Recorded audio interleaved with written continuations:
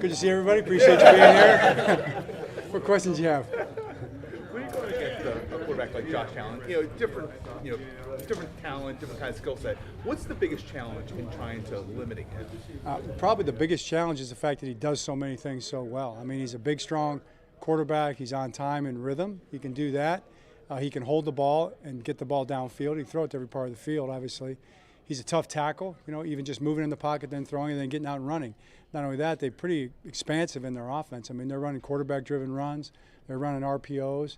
There's a lot of similarities in the two offenses, actually, when you take a look at it. So his style is unique. He's just a very athletic, big, strong guy who can throw the ball really well. So that's the challenge it presents.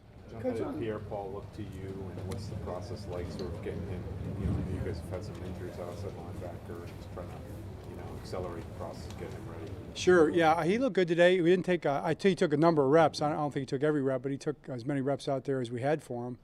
And he looked good. We'll see the tape. The process is to get him out there as fast as we can. So we'll shoot for this week. We'll see if we can do it. If we can't do it, then it'll be next week or whenever we can do it. So that's kind of, we're going to try to do it as quickly as we can. John, there was a report this morning that Michael Pierce tore his bicep. Can you confirm that? Do you have an update on him and his status long term? He did tear his bicep. He's making a decision now whether he wants to get it repaired, which would put him out for the season, or play with it and get the surgery after the season. It's going to be his decision. I haven't heard a final word on that yet.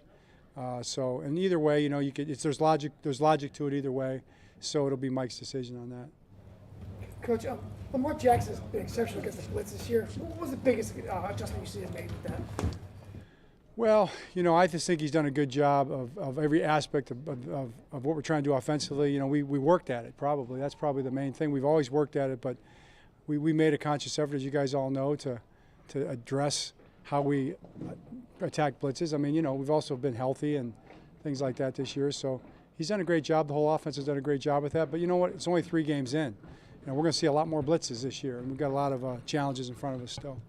We've faced Allen sort of at various points in his career. How have you seen him evolve as a passing threat each time you face him? Yeah, I don't honestly. I wish I could answer that better. I don't think of it like that. Like I haven't really tracked the evolution of Josh Allen in that sense. But I just see him now. He's a premier quarterback. I mean, he's one of the very best in the league. Top whatever you want to put it.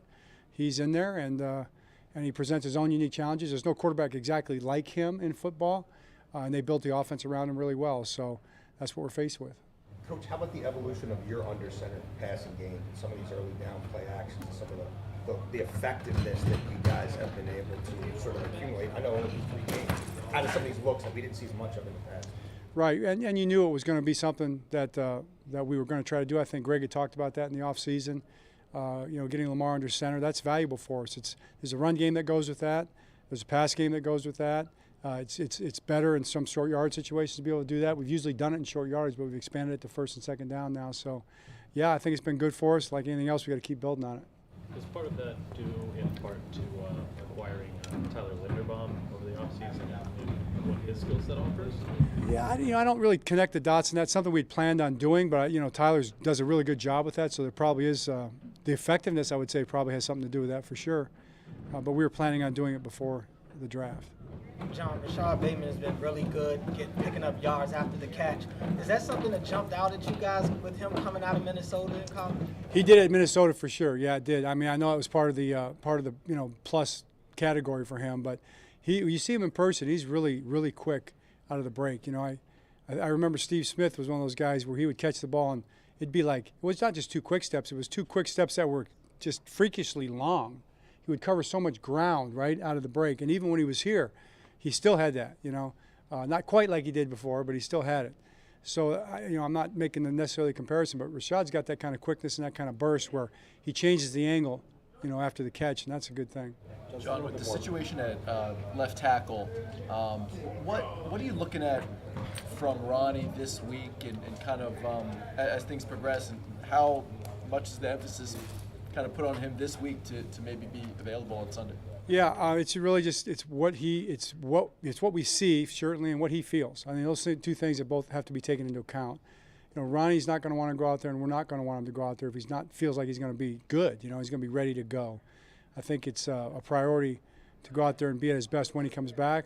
at the same time, he's going to have to jump in at some point, you know. So could be this week. We'll just have to see. He's practiced quite a bit today, and we'll see where it's at, you know, now and then tomorrow and then Friday, and make a decision.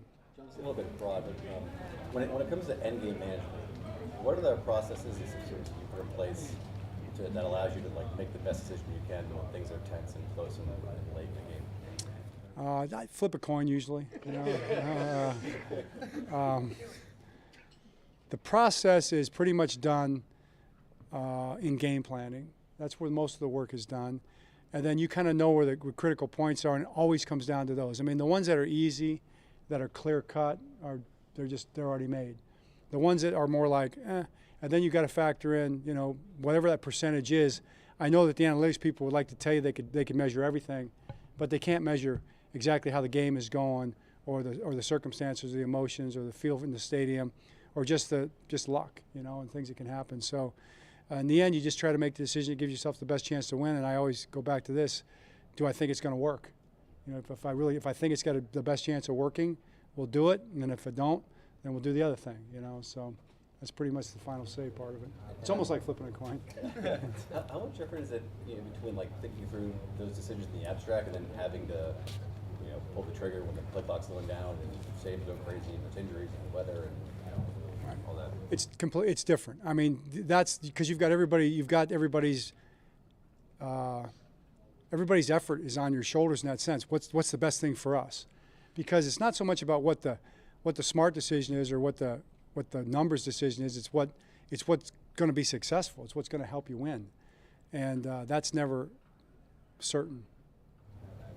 John, you talked about Rashad, his separation. How much do you see Lamar, the way he's throwing the ball now, helping receivers do things after they catch or allowing them to make plays with the way he's throwing the football? Yeah, definitely part of the equation for sure. There's no doubt about it, Cliff. He's putting the ball in good spots for him. He's holding the ball. He's got a lot of courage in the pocket, so he gives him another step or two sometimes to get open. All those things are big. All right. How's it Great, thanks. John?